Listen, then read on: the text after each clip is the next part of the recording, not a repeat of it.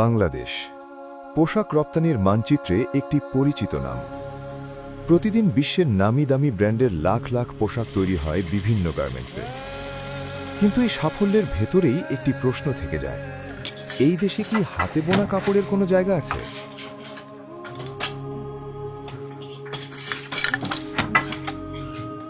তাঁত শিল্প শত বছরের পুরনো একটি ঐতিহ্যই না, এটি পরিবার কেন্দ্রিক আয়ের উৎস।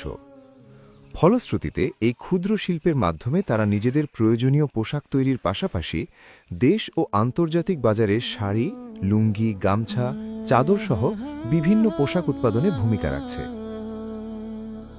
কিন্তু এই শিল্পটি প্রতিনিয়ত ক্ষুদ্র থেকে ক্ষুদ্রতর হচ্ছে প্রয়োজনীয় মূলধনের অভাবে। ফলে তাঁত শিল্প ধীরে ধীরে হারাচ্ছে তার অবস্থান। এখানে শিল্পটা শুধু পোশাক তৈরির মধ্যে আবদ্ধ নয়, এটা অস্তিত্ব ধরে রাখার লড়াই। এই বাস্তবতায়ও কিছু মানুষ আছেন যারা তাঁত ছাড়েননি।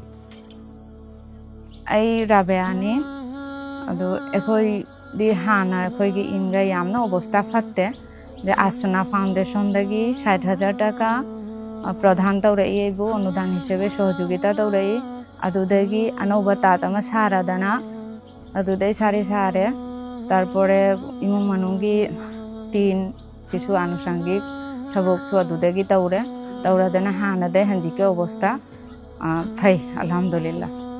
কিন্তু ইতিহাস ও ঐতিহ্য দিয়ে সংসার চলে না, চলে কাজ দিয়ে, চলে নিয়মিত আয়ের নিশ্চয়তা দিয়ে।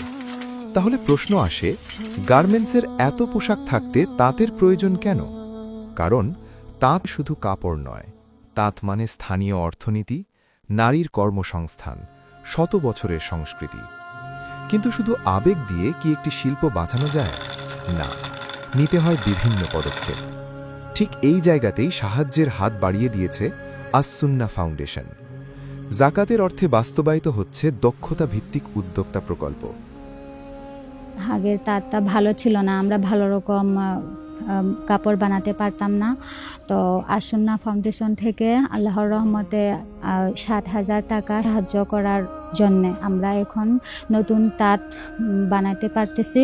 তারপর ভালো রকম আমরা কাপড়ও বানাতে সুবিধা হচ্ছে। ক্ষুদ্র পরিসরে নারীরা আজ নিয়মিত কাজ করছেন, নিজেদের শ্রমের দাম পাচ্ছেন, আর একটি হারাতে বসা শিল্প পাচ্ছে নতুন গতি।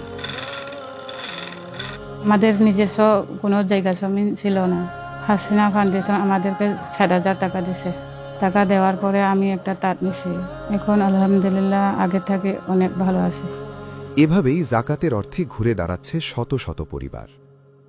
আস-সুন্নাহ ফাউন্ডেশন, উম্মার স্বার্থে, সুন্নাহর সাথে।